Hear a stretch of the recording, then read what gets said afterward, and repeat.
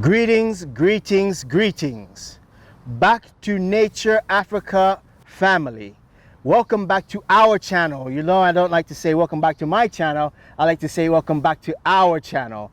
We are back for another wonderful, magnificent episode here today that fits within our series that we call the African Mind series. And we've been very fortunate to feature some really dynamic individuals. Obviously, you know, we had the African mind of Wodemaya, the African mind of Miss Trudy, the African mind of Pia Lola Mumba, the African mind of the African traveler. I could go on and on and on.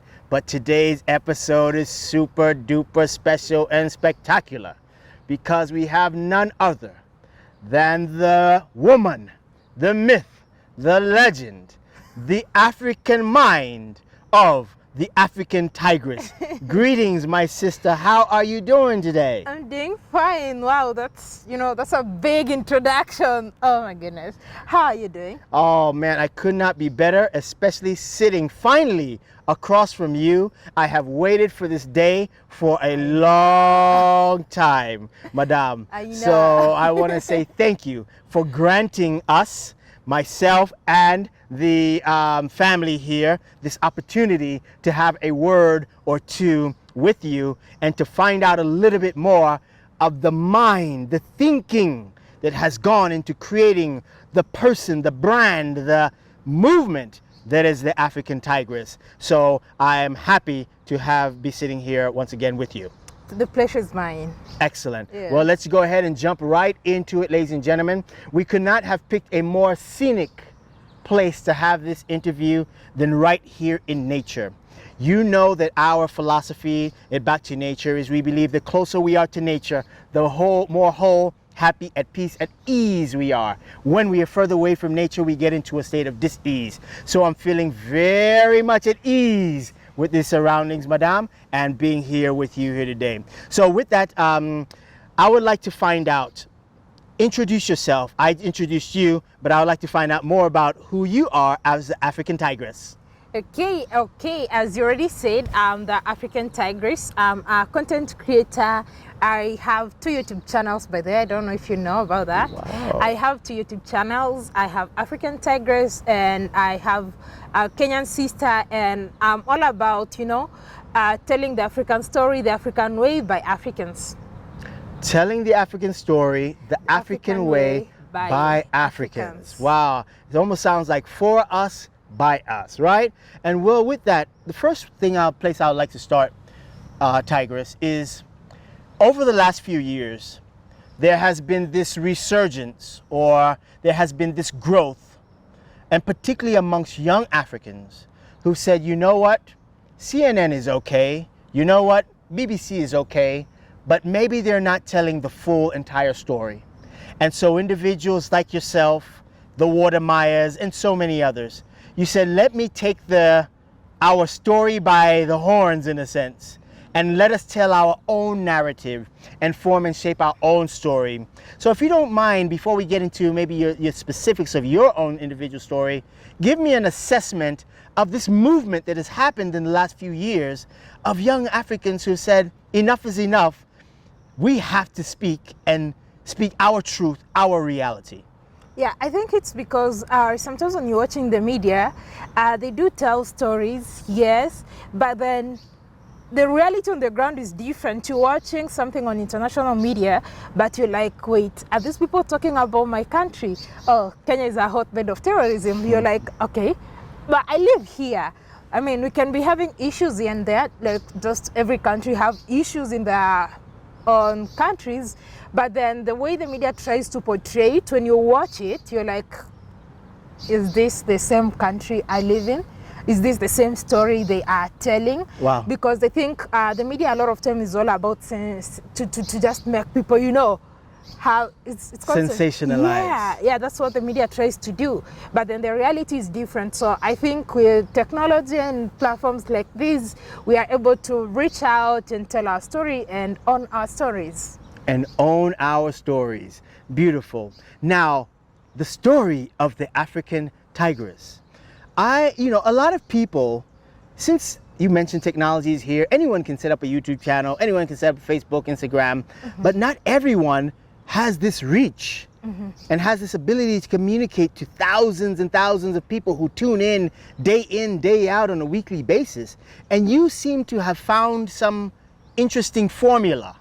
You seem to have found some interesting blueprint that you're able to capture eyes and attention of young Africans, older Africans, middle-aged Africans on the continent, in the diaspora. So maybe share a little bit of the secret sauce that the African Tigress has, that she sprinkles, and that has allowed her to create such a large platform and such a huge following. Well, there's really not so much secret, but I think for every type of content you do, you'll find that you'll start attracting people who are interested in that. You are doing content about living holistically, back to nature, you know. So you'll always find people who are attracted to that kind of content. And when one person knows about it, they're more likely, oh, did you see this? Did you see this? And then that's how people keep coming. I personally think that's how it happens. Yes. When you tell stories, when you share your experience, yes. You could be a farmer, you could be a teacher, you could be a fisherman, and just telling that story, because a lot of people lacked that from the media. They lacked seeing the other side of the coin. Wow. So probably, if you were to rely on Western media, when they would come to your farm, they would try to relate you to poverty. Now that's what the media tried to portray, especially in the past years growing up. Yes. Agriculture and farmers were considered to be poor people. But then you come here and you tell people, hey, you can do this. You can do beyond hobby farming. You can do agribusiness. And then people are like, oh, so we never saw this side of the story. Yes. Yeah, and now you're going to get people who are interested because you're giving something that's not there. Wow. And that's a sense of empowerment. That's a sense of not being a victim, but saying, I'm going to be the architect of my destiny. Exactly. I'm going to be the captain of my soul and where it is that we go. So thank you for that insight. And I love hearing those words and just how you express it. Now, of course, there are going to be challenges that come along with this type of journey. So yes, everyone has a story, but then there's a certain level of commitment, dedication, ability to stick to something, to remain disciplined. So the 6 inches between our 2 ears, called our mind and our mindset, it has to be calibrated. It has to become fine-tuned. So since we're talking about the African Mind series and the African mind of the African Tigress, give us a peep into your mindset that allows you to say, I'm going to sleep if I need to sleep at 3 o'clock in the morning, editing videos, cutting and putting this music in and cutting this out. I'm going to be up at 5 o'clock in the morning. I'm going to be up here. I've got to run here and get this recorded. I've got to buy the best equipment. We were just picking up some brand new equipment that you were waiting today, and you should have seen, she was like, I need my equipment, right? And so there's a mindset that not everyone has. It's not just, oh, most people think that you just turn on a camera and you just, roll, but there is so much more that goes in. So please give us a peep into the mindset, the African mind of the African Tigress, that allows her to come on to the screen and make it seem like it's so easy, but not realizing behind the scenes, yes. Growing up, I was born in a certain village in Kenya, and I didn't know so much, but my parents tell me I was a very curious person by nature, very curious. And I think that kind of curiosity is what has drove me to want to explore, to want to do things. Yes. So growing up, I only knew about my district, division and all that. And I only knew also Nairobi, because I could hear people have gone to Nairobi. And then I also knew about the US. Okay. Because I had an uncle in the US. Yes. I didn't know the rest of the things or the countries existing, and I didn't world, even know. yes. I used to even think after my district, the next is Nairobi, and that's like Kenya. I didn't even think about other countries and all that. Like Yes. that was when I was a child, and that made me have lots of questions and wonder like what's the universe like. So being a very curious person by nature, Yes. I just, I was always wanting to know more, Yes. and that desire to always know more, to always see the other side of the coin, to always see the other perspective has always been the thing that drives me. Also, I look at it like I know for sure I want to live. When I travel, I say I feel alive, because for sure, when I travel, I truly feel alive. Yes. Experiencing how people live, and that's why sometimes when I'm traveling, I'm like really drawn to just beyond the capital cities. I go to the rural areas, do the kids there. Like I look at those kids, it's like a reflection of me as a child. Yes. Probably those kids too don't know as much, and they probably don't know how big or how great they can be in Yes. life. So when I look at them, sometimes talking to them, it really makes me relate to my childhood. So knowing too well that right now I'm young and I'm energetic, so there's a lot I can do. So one thing that keeps me awake, one thing that keeps me pushing, it's because I know I'm young and energetic.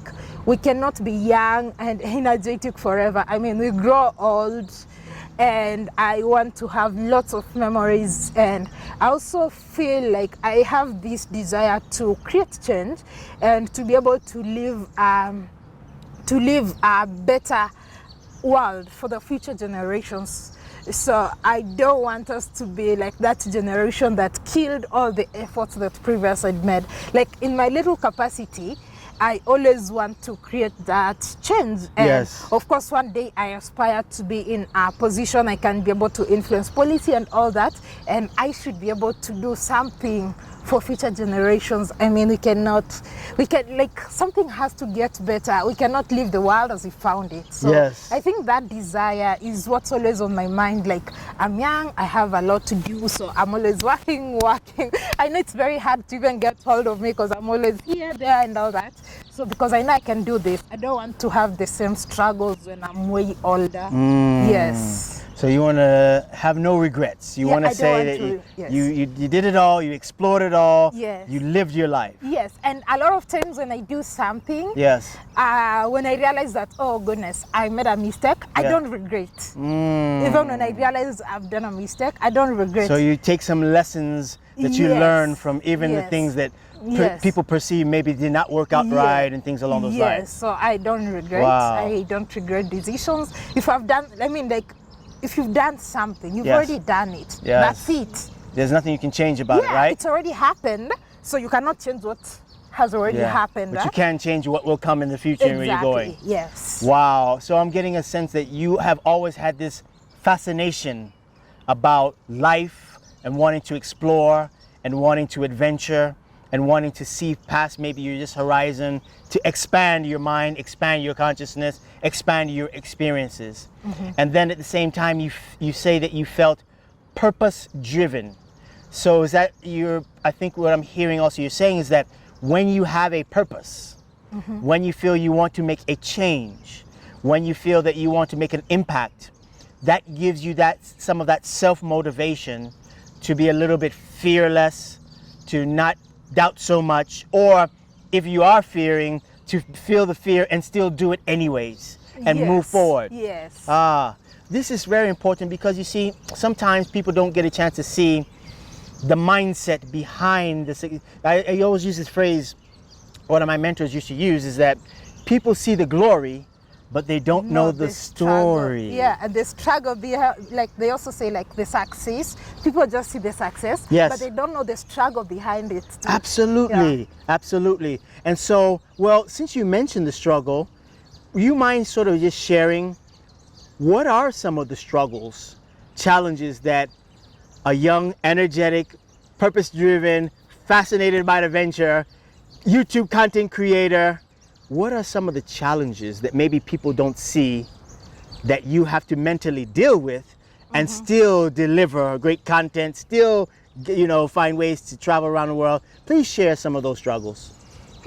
Actually, there's a lot of challenges that probably sometimes you just don't put on camera. Yes. And some of the simple ones will just come from like being out there creating content. You just find some people hating, like you look at their history, they've never posted or never commented anything positive. They don't know you, like you don't really understand like what's with the hate. Because personally, I really don't hate, because I feel hate is too much a burden to carry. Why should I carry hate when like I could just do a lot of things that could make me happy? Yes. So that's one of the challenges, but it really stopped bothering me. Initially, I used to get bothered about that, but right now it really doesn't bother me, because fact is you can never please everybody in the world. You can never please everybody, so you just rock with those who rock with you. Correct. Yeah. And then of course when traveling, like right now, because I'm a traveler, right now the biggest challenge has been, you see, the lockdown. Last year, 2020, I never got to travel at all, and for me, traveling makes me alive. Wow. So 2020, I was in Kenya the whole period, so it was really hard for me. I used to feel like claustrophobia. I just feel like I'm locked in one place. I can't move. I just feel like I'm tired, and I always want to, because I say I'm a free bird. So I don't like to feel like I'm tied to one place. Yes. I can't move and all that. The same way I like my freedom of expression. I like to express what's on my mind. Yes. And of course, another challenge when traveling, now that I'm going to be traveling, I told you 21 countries in 2021. Now that I'm going to travel, one of the challenges that's going to present, it's not going to be easy as it was before. Yes. Because right now you'll have to do COVID tests, and then the visas issues and all that.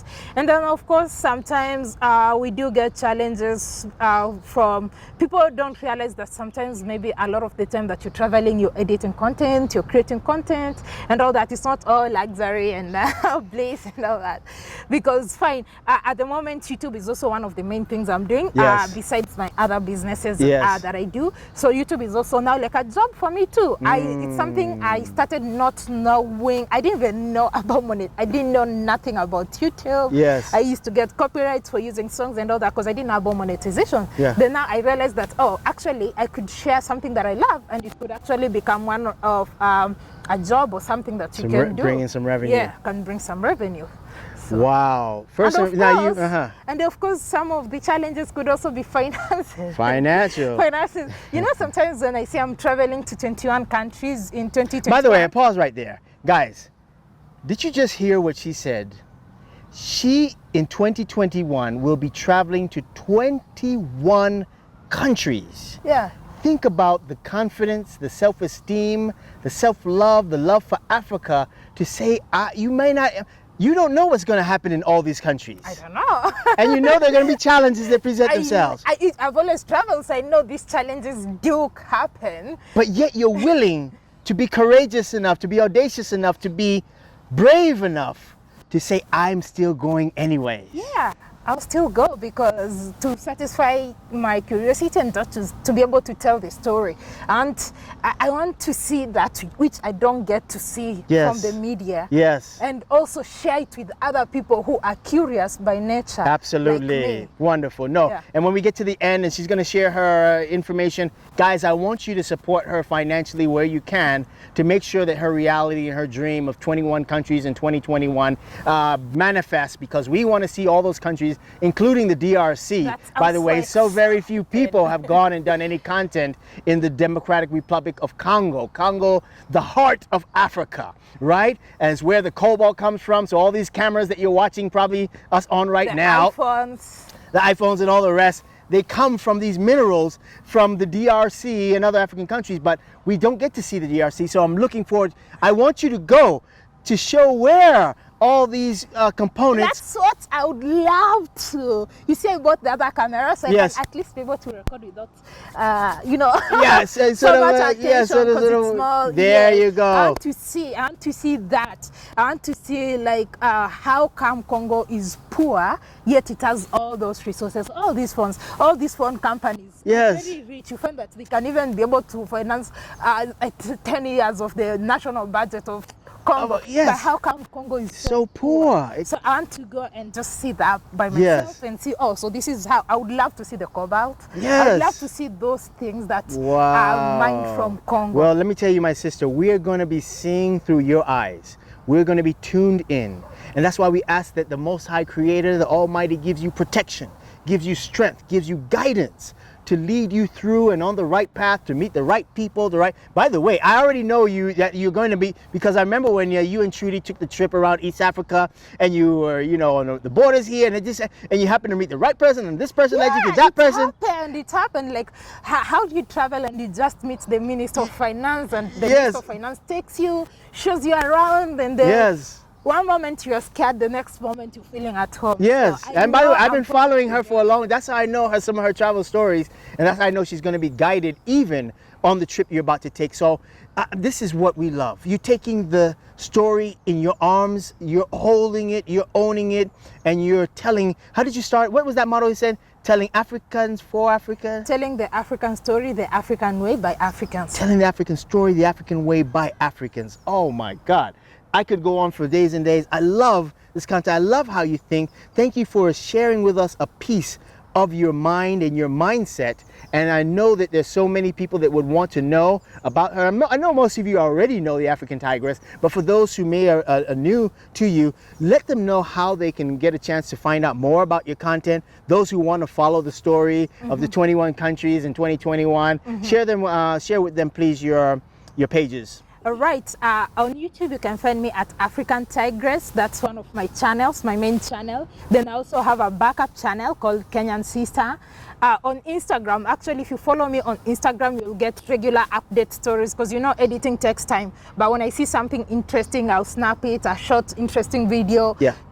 If you want to know exactly where I'll be, because sometimes I could be in Nigeria, Yes. and I'm still posting videos from Rwanda. Yes. Because editing takes time. Yes. So if you want to stay up to date, of where I'll be, check out my Instagram at Kenyan Sister, and also Facebook at African Tigress. African Tigress is a Facebook page. Yeah, I think most likely Instagram. I'm very active on Instagram. Wonderful, Yes. wonderful. So Instagram, Facebook, all that, African Tigress, you cannot miss her. She has a lot of content out there, just doing some wonderful things. So as we sort of wind down this particular interview here in this series, African Tigress, I want you to share a little bit now of the mindset that you think going into 2021 and the years coming, that African, particularly YouTubers, need to engage in terms of individually, in terms of collaborative efforts, because I do believe in collaboration to help each other be able to achieve our goals and leverage each other's strengths. So share with me a little bit, because sometimes on these YouTube streets, you have these ups and downs, funny things that happen, but I'm saying, why not use this power we have, the social media? It's such a powerful tool, and get a chance to find ways that we can be able to expand. There's enough for all. There are billions of people on the earth, right? There are billions of Africans. There's enough for everyone to go around. So please give me a word or two about. You actually mentioned one of the things that's very important. I say collaboration. Let's work in collaboration, not competition. I mean, if we are all trying to look at a better Africa for all of us, if we are trying to look for a better Africa for future generations, if you love the continent, I mean, let's collaborate, let's work together. We are not competing. I mean, some people now, for some people it's like competition, money, who's making more. But you see, if you make money and I make money, that's good, because I know you're not going to be borrowing me money, because you have money. So I don't want to be the only person making money and you're not making money. So if there's a way I could uplift you, Yes. I'll uplift you, because maybe someday when I'll need money, I'll come to you. True indeed. So very important for content creators. Let's stay positive and let's collaborate. Let's avoid, unnecessary commotions, hate, and stupid competition. Yeah, the space is enough for all of us. The only way we can get together, the only way we can get ahead as Africans is by uniting. It's by collaborating. And if we start competing, it's very easy for us to be divided, and it will be just like history repeating itself. You don't want to be among the statistics that will put us, or that will put this generation to shame. Divide and conquer Yeah. is what will happen if we don't find ways to collaborate. That's why I'm so thankful to someone I call my digital mentor and social media mentor, Mr. African Traveler. Shout out to you. As a matter of fact, I remember I met you in African Traveler on the same day, Yeah. I think a couple years ago. Yeah. And it's so amazing, and he's been such a blessing to our lives and to the entire Back to Nature Africa family that is out there. Well, in that, I'll say abundance consciousness versus scarcity consciousness.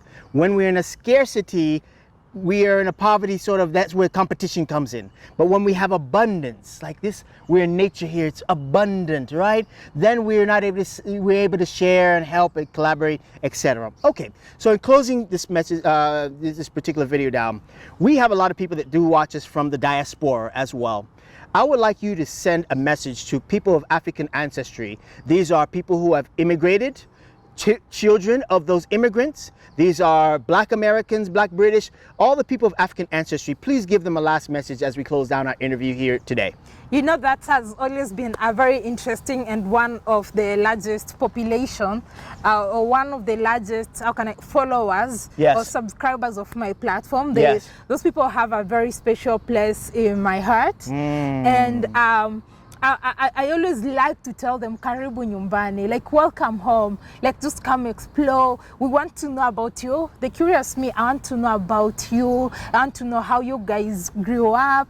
Come experience us, come experience our life. How did we grow up? How is it right now? What are, you know, like just getting to understand. Like sometimes I try to put it, probably the day I was born, the very particular year, there's someone else in the diaspora who is probably same complexion, looks probably like me, Yes. and was born on the same date. Yes. So how have our lives been like? So that's, I'm always very curious. So come home, you're welcome home. You're welcome home, and you should know that we love you. We love you. What a beautiful message. And I just want to say that that person born right around the same time, looks just like you. Guess what?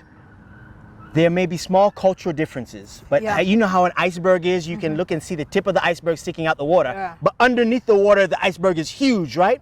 So we might have small cultural differences on the tip of the iceberg, but underneath we have so much more in common. And I know this because I am born in America, raised in America, but to African parents. And so I know the best and worst that America and sort of the diaspora has off. I know sort of the best and worst of sort of the African. And I'm going to tell you, we have much more in common than we actually have in terms of our differences. And I want to thank you, because she might speak humbly, but she has done a lot of work in that space. I've seen so many lives you've done. I've seen so many conferences you've brought, 10, 20 people. You do these 2-3 hour lives discussing, finding ways of building bridges.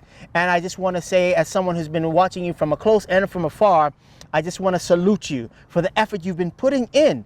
You may not know it's recognized, but I just want to say that some of us see that effort, see that commitment, and there are times that you might not be given a pat on the back. So I want to say, give it to you now and say, good job, my sister. We love you much. We want you to continue producing content. We want you to continue being the strong African tigress. By the way, when you just say that name, the African tigress, wow. It like speaks power and strength, right? Yeah. And so we want you to continue having that strength, but we also want you to take care of yourself. Sure, I will. Because you know why? We need you for another 5, 10, 15, 20, 30, 50 years. And we just don't want you to be like a shooting star where you're doing a lot of good stuff in just 2-3 years and then you just fade away. No, that's not my story. We want you to have, the self-care. Yeah, that won't be my story. Get rest, eat well, eat organic, right? Things along those lines. Just take care of yourself and don't let the haters hate. As a matter of fact, you know what? You know you're doing something good when the haters come. When you're not doing anything, no one has, Nobody cares. Exactly. So if you're seeing that some people might come and don't have the best opinion or want to comment, just know that I am doing something good. And don't worry, some of us do recognize that. And so I want to thank you for sharing this platform with us here today, for having a chance to give us a peep into the African mind of the African tigress. All right. And thank so you. I want to say, God bless you. I love you, my sister. Much strength and journey on your upcoming. And we're going to we might actually get a chance to do a couple of times in these different countries. Maybe if you guys want, let us know. In every African country, maybe on a live or something, maybe you want to come and invite her to like a Back to Nature Africa, just to sort of share and get an insight to this country on top of what she's producing for our platform. If you want to, let us know and we'll get a chance to touch bases. But for Congo, that one I must ask for. I love Congo. Lumumba. By the way, we interviewed PLO Lumumba for the African series, and that name and where it came from in terms of the original Lumumba, who was a freedom fighter, a Pan-African for the DRC, is someone who I hold very near and dear to my heart. And so make sure when you go to the Congo, find out where is the memorial, the museum, find out about this Lumumba character. He's a very beautiful human being. So thank you very much. All the Back to Nature Africa family, Asante Sana. Make sure if you haven't subscribed, shared, liked, comment, hit the notification button so that you can get notifications when we post videos. And once again, for all the 2,500 or 2,600 people who subscribed so far, Asante Sana from the bottom of my heart. We want to say